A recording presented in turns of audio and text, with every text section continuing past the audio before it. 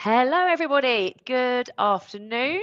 I hope you all had a fabulous day so far. We are live once again with a very interesting topic today. We're actually kind of doing a bit of a reflection on 2025, and we're going to look at the lessons that have been learned. And Emily from SourceWhale, who I'm going to introduce you to any second, is going to tell us about what they've seen from their clients who have been scaling, automating, and trying to do everything in a slightly smarter way. And I know we've got lots of some really good data points and some insights that we've both seen to move things along. So without any further ado, let me quickly give you a brief introduction. So for those of you who don't know me, my name is Holly Langley, and I'm the founder and CEO of Restack. We've been going for just over 2.5 years, and our purpose is to help companies use their technology better. We mainly work within the Bullhorn ecosystem, and that can include partners like the guys at SourceWhale or anything from automation and analytics right within Bullhorn. We've got a team of 5 amazing people, and we work with clients all over the world to kind of just improve what they're doing and really understand how they can make some changes to engage their candidates. And a lot of that, as we know, comes from outreach.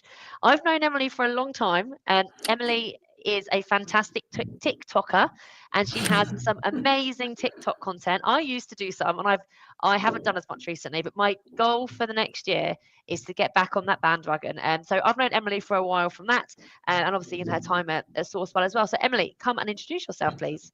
Thank you. Can't wait to see you back on TikTok, Holly. We've missed you. But hi, guys. I'm Emily. I'm a senior account manager over at SourceWhale. So really helping the guys, anyone who joins us, like get trained up on SourceWhale, really understand how it can make them more productive and actually get the best they possibly can out of using a productivity system. And before this, I was doing a lot more of the training side of things. And before that, I was using SourceWhale every day to do my own outreach. So very, very familiar with it. But yeah, it really ties into what you guys do as well in terms of making the most out of your tech. And I think that is so important. And which kind of weirdly brings us onto the kind of the first topic of conversation is what have we learned from the last year? Now, one of my key takeaways that I've learned both in our business and alongside our clients is that the implementation of this stuff is the beginning. And I think sometimes people will get a product, they'll implement a new outreach campaign, they'll implement a new strategy within their system, and they'll go like, tick, it's done. Next. And it doesn't work like that, because what happens, as you've just said, is people need time to adjust to these new things, and they need that continual kind of element post implementation to make sure this stuff works. Like, recruiters are some of the busiest people I know, and we can't just implement stuff and assume it's going to work. So one of my key takeaways is that we need to make sure that every bit of tech that we implement, or every process or every bit of change, has a clear structure, maybe for the first 3 to 6 months, to make sure it really is embedded. And I really believe, as we actually are a SourceWhale customer as well, and I think that that's one of the things that you guys have done incredibly well from a customer success, account management point of view, learning and development. People, like, it's no excuse, they've got so many resources to maximize these products, which I think is really valuable. Yeah, exactly. And we kind of just go, yes, when someone in the sales process is like, so what's your implementation journey like? What's your support like? Because that to us indicates they're going to lean on us. So as a business, we invest a lot in our technical support, our client support, for that very reason. And we also want to show you how the product works, but we also want to like give advice so you can maximize it as well. Like, I can show you how to set up a campaign, no problem, but the actual strategy to reach out to these clients, reach out to these candidates changes all the time. And every single day, what I do is look at campaigns, look at strategy, look at everything that we do at SourceWhale and how everyone else uses it to really get to share that. And yeah, it's good when you guys are asking straight away, so how will you support us? Of course, we're going to help you with that.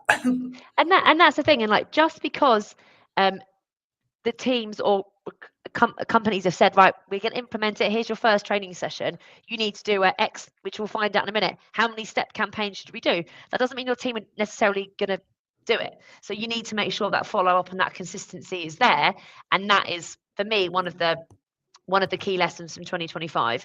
That's one of mine. Emily, what else have you seen over this year that you kind of want to share with people, so we can either keep doing what we're doing, or make some changes going into next year?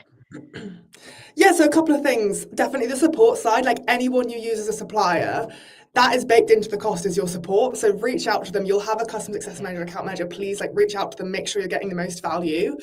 And also the other functionality that product offers. So we have really expanded what we do this year. We've got like a note taker, a data refresh system, so many things that can save you like time. Like you just mentioned, recruiters are part of the busiest people that I know. Having different like functionality you might already be paying for, how it can save you time and money, like reach out, have that conversation if you haven't already. And then a side note, but really key point is deliverability. And again, the tech that you use might be able to help you with this, but I've had a lot of conversations about people going into spam this year. I think the spam filters have changed quite a lot. So again, talk to your technology providers, like see how they can help you if you do have a problem like that. Like I'm sure, hopefully there's a way that they can help. If not, you need to go shopping. I think there are three really good points, and I think you're right on the support thing. Like, no matter what tech stack you have, no matter who your CRM is, no matter how many products you have, people, they're there to help you. Like, yeah, you're right. Like, you pay for that, so maximize what you've got, without a doubt.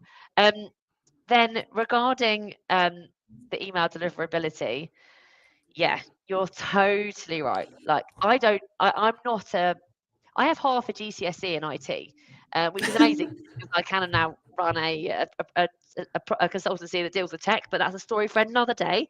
Um, but the main thing is, like, this stuff is getting delivered. Otherwise, what's what's the point of it, right? You want to get responses, you want people to take action. We actually have an in-house email deliverability expert. So if you are struggling and if you're not sure, feel free to message us, and we're more than happy to come on a call and help you and make sure everything has got set up. But it happened to me. Like, when I first when I first set up the business, I was like, right, well, I can do this on my own.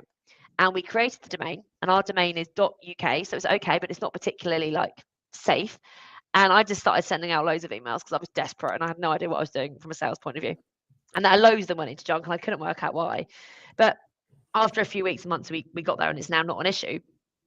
But we still have to monitor it, and make sure that stuff is going and getting landed in the right place. And not only that, make sure your system is up to date, because you don't want to be emailing people who left 10 years ago. Yeah. So do make sure that from an email delivery point of view, it's going into the right place if you're at the right time. Speak to your IT teams. Speak to any of the suppliers. If you've got stuff from a SourceWhale perspective that isn't quite working, speak to customer success. They will look into it and they'll be able to do a bit of a diagnosis, I suppose, on what's going on, which I think is really, really important. And remind me, what was your second point? My second point was seeing if the tech that you're already paying for can help you in other ways. That was it. So one of the things that I've seen a lot in the last 2 years, and I had this conversation with one of our live clients a few weeks ago. They went, "Holly, I need a note taker," and I went, "Okay, well you've got SourceWhale already," and they were like, "Oh yeah," and I was like, "Okay," and they were like, "But should we not get something else?" And I was like, "No, just stick to one supplier. Like, our lives are already complicated enough. If the product works, the product delivers, like, stick within, reduce your supply numbers. Believe me, it makes your life so much easier. And there's benefits to having products that all link together from an integrations point of view, from an API point of view, from a cost, from a customer success point of view, from a training point of view. It makes life so much easier.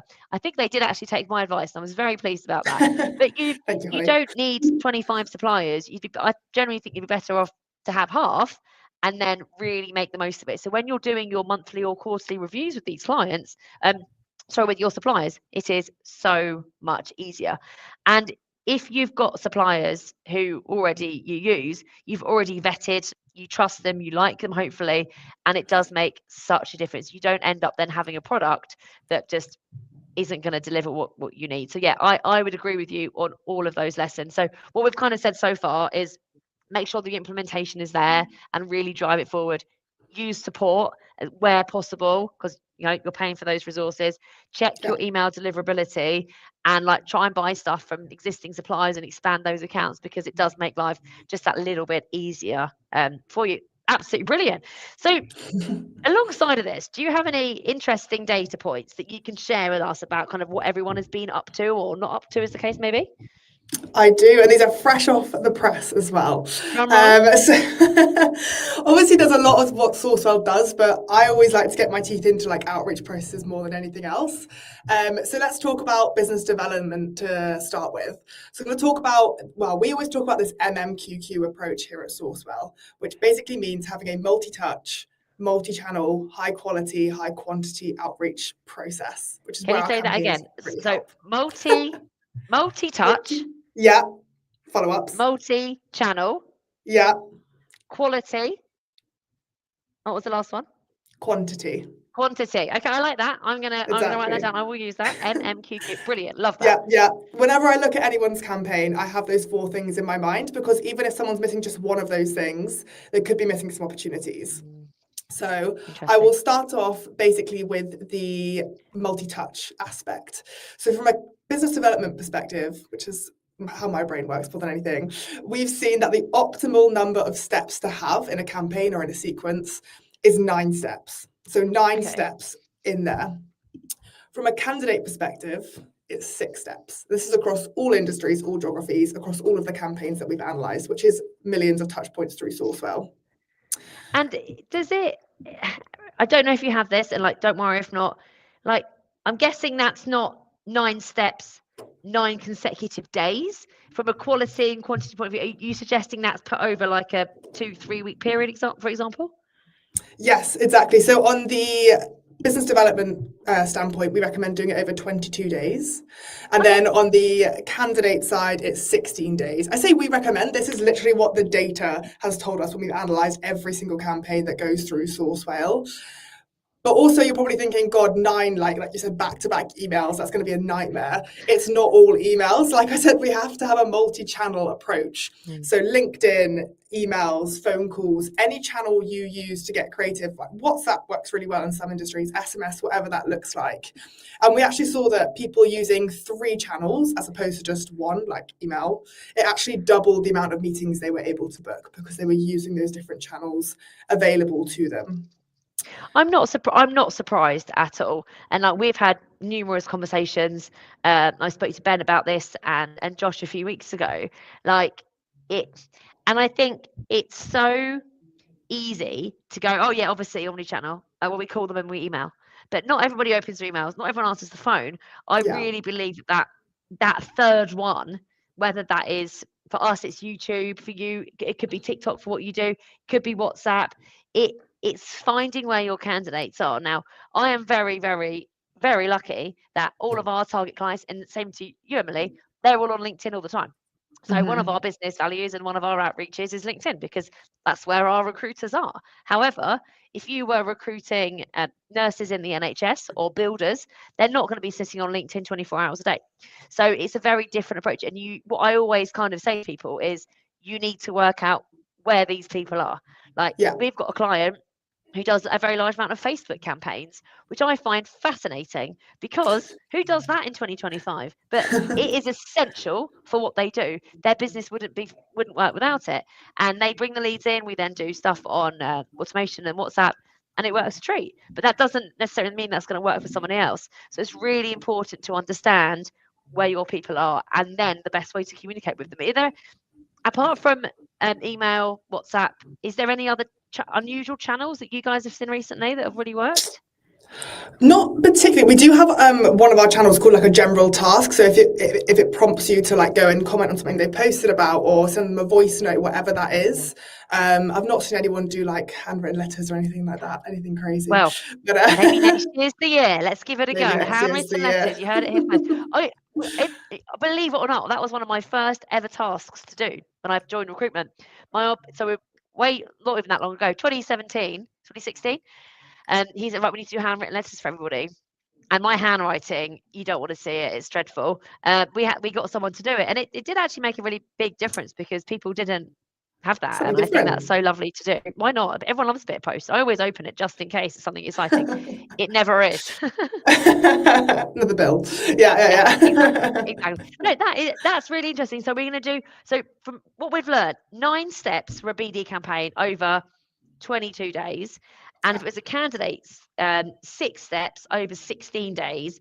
And ideally, each of them will be on sort of 3 different channels. Now, Yeah. for me, that actually sounds really achievable. That's not really complicated. You just need to have a process and map that out and see if it works for you guys. Fantastic. I love that. Any other bits of data you want to share? Yes, tying into more of the work that you guys do. So we actually found I get asked quite a lot, how many people should I add to these campaigns? And sometimes I'll go in, they'll have like 2,000 people in one campaign.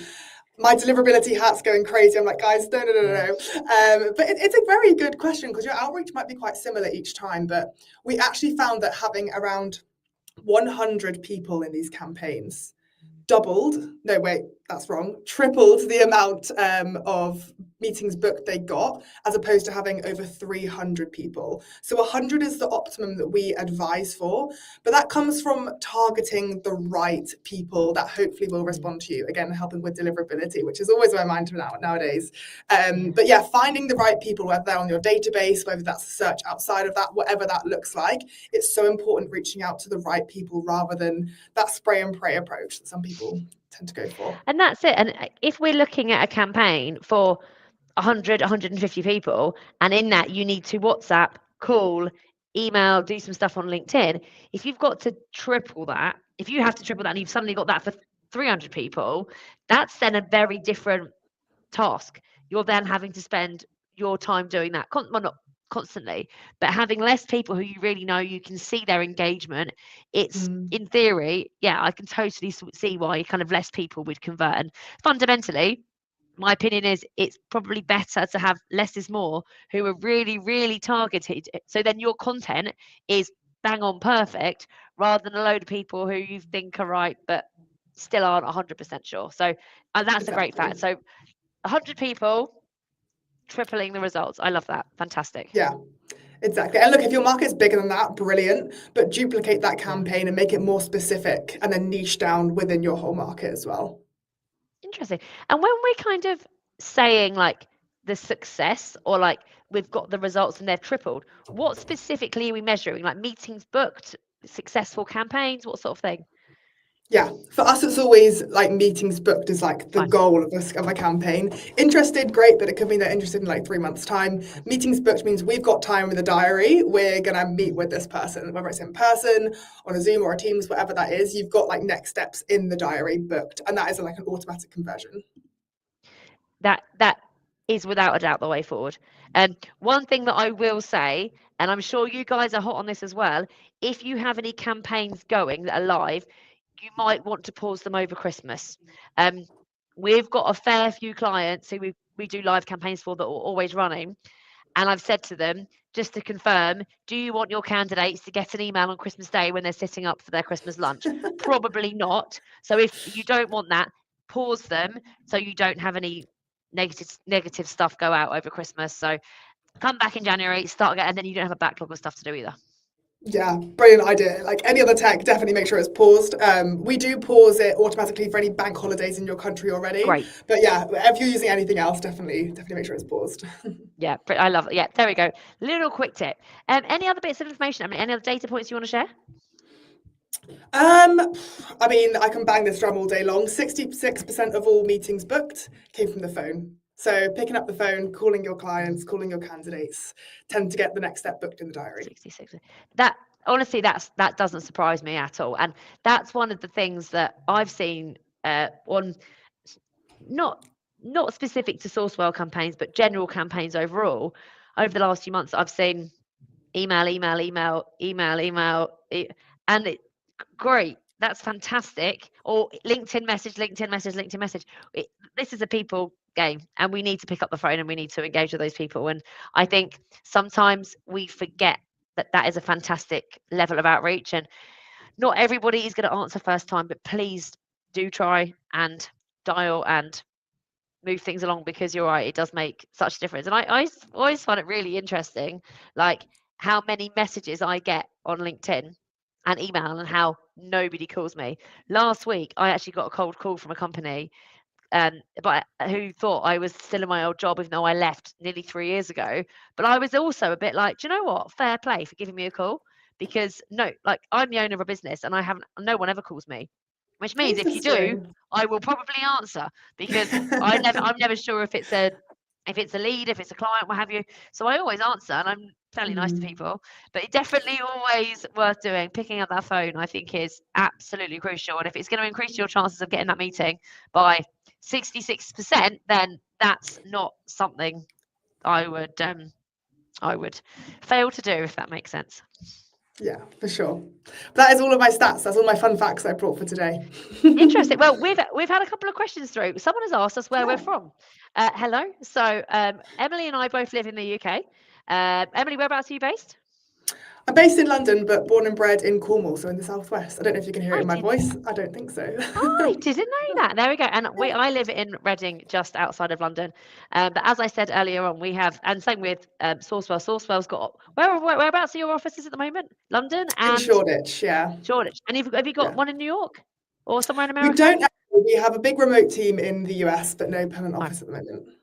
There we go. So yeah, we're all spread around, as is quite a large amount of our clients. I know that we both do stuff globally, which is always really interesting as well. So going into our final bit of chitty chatty before we get on to wrapping this up and then finishing off the year on a high, do you have any other tips, things that you've worked for you that you want to share with everybody?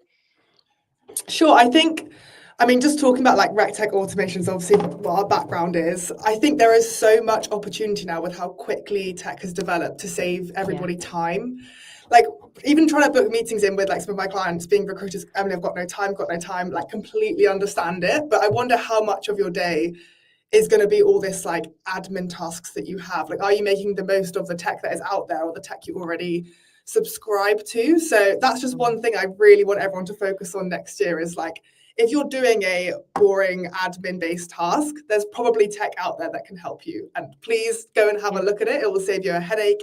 You'll have more time back in the day to do the fun bit of recruitment. Some might argue, like the actual speaking to candidates, clients, the more revenue generating part of recruitment as well. So that's one thing I think everyone should really look into. You mentioned the note taker. Oh my gosh, how much time that I've saved from having a note taker on calls rather than writing everything down and writing it in the CRM is been a big game changer. So that's one of my key parts. I don't know what I'd do without our note taker anymore. And the fact that then I can really listen to calls with clients is life changing for us as a business, because no longer do we have to kind of sit there and I'm scrabbling notes on a piece of paper. That's not efficient anymore, is it? And we're in an industry and an environment where stuff happens quickly, and turnover can be high sometimes, and we need to make sure that the next person who's going to deal with that role, that job, that candidate is fully equipped. So yeah, lots more tech being used in the right way, and hopefully that's going to be our message well into the new year as well, which I fully agree with. So Emily, if people want to know a bit more about what you guys do at SourceWhale or want to get in touch with you or follow you on TikTok, what is the best way for them to reach out? Well, on TikTok, yes, I'm called @recruitment_secrets, so I'll be telling some secrets on TikTok.